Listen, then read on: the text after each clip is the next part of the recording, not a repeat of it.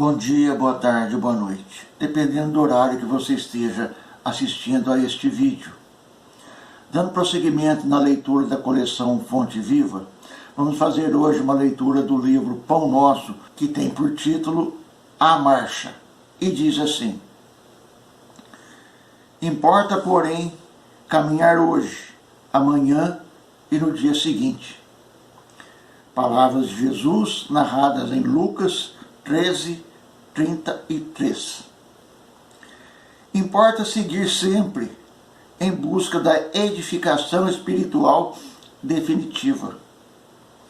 É indispensável caminhar vencendo obstáculos e sombras, transformando todas as dores e dificuldades em degraus de ascensão. Traçando o seu programa, referia-se Jesus à marcha na direção de Jerusalém, onde o esperava a derradeira glorificação pelo martírio. Podemos aplicar, porém, o ensinamento às nossas experiências incessantes no roteiro da Jerusalém de nossos testemunhos redentores. É imprescindível, todavia, esclarecer a característica dessa jornada para a aquisição de bens eternos. Acreditam muitos que caminhar é invadir as situações de evidência no mundo, conquistando posições de destaque transitório ou trazendo as mais vastas expressões financeiras ao círculo pessoal. Entretanto, não é isso. Nesse particular, os chamados homens de rotina talvez detenham maiores probabilidades a seu favor. A personalidade dominante em situações efêmeras tem a marcha inçada de perigos, de responsabilidades complexas, de ameaças atrozes. A sensação de altura aumenta a sensação de queda. É preciso caminhar sempre, mas a jornada compete ao Espírito Eterno, no terreno das conquistas interiores. Muitas vezes, certas criaturas que se presumem nos mais altos pontos da viagem para a sabedoria divina se encontram apenas paralisadas na contemplação de fogos fátuos. Que ninguém se engane nas estações de falso repouso. Importa trabalhar, conhecer-se, iluminar-se e atender ao Cristo diariamente. Para fixarmos semelhante lição em nós, temos nascido na terra, partilhando-lhe as lutas, gastando-lhe os corpos, e nela tornaremos a renascer. Aí está, meus irmãos, mais um belo ensinamento trazido aqui pelo nosso irmão Francisco Cândido Xavier, ditado pelo nosso irmão Emanuel. Desta feita, eles nos trazem aqui a reflexão acerca da nossa caminhada. Porque se, por um lado, nós temos que estarmos inseridos no contexto da nossa civilização, e os ditames, as regras, os hábitos e as leis que temos que seguir, por outro lado, também é verdade que nós não somos daqui. E se não somos daqui, devemos estar sempre atentos às questões que nos enriquecem na nossa caminhada, que começa no berço e termina no túmulo. E uma vez terminada, nós estaremos de volta ao nosso mundo real, o nosso mundo verdadeiro. E lá é que nós vamos saber se de fato nós somos pobres ou ricos, se nós somos de fato sábios ou ignorantes, se nós nos melhoramos evolutivamente ou se estamos estacionados, como ele diz, correndo atrás de fogo fátuo.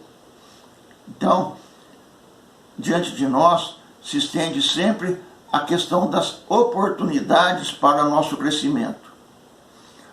É um bom dia aqui, é uma palavra amiga acolá, é um conselho sincero quando temos condição de fazê-lo. E essa caminhada está sempre em sincronia com as nossas atividades terrenas.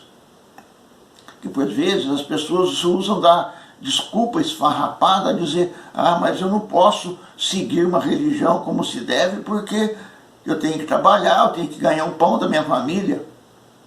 Balela. Porque uma coisa está inserida na outra. É lá no seu trabalho que você vai exercitar a bondade, a tolerância, o respeito, a camaradagem, sem perder a autoridade. Agora, não é só no trabalho, é no lazer que aparece por vezes aquelas discussões tolas em que um quer ser mais pavão do que o outro. Então, estabelece-se ali um diálogo intimidatório, procurando cada um levar vantagem, se sobrepor, quando a lição do Cristo é clara.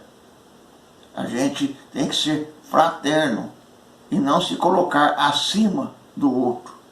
Porque quando nós nos colocamos acima, em verdade nós estamos rendendo tributo ao nosso orgulho, à nossa vaidade e ao nosso egoísmo.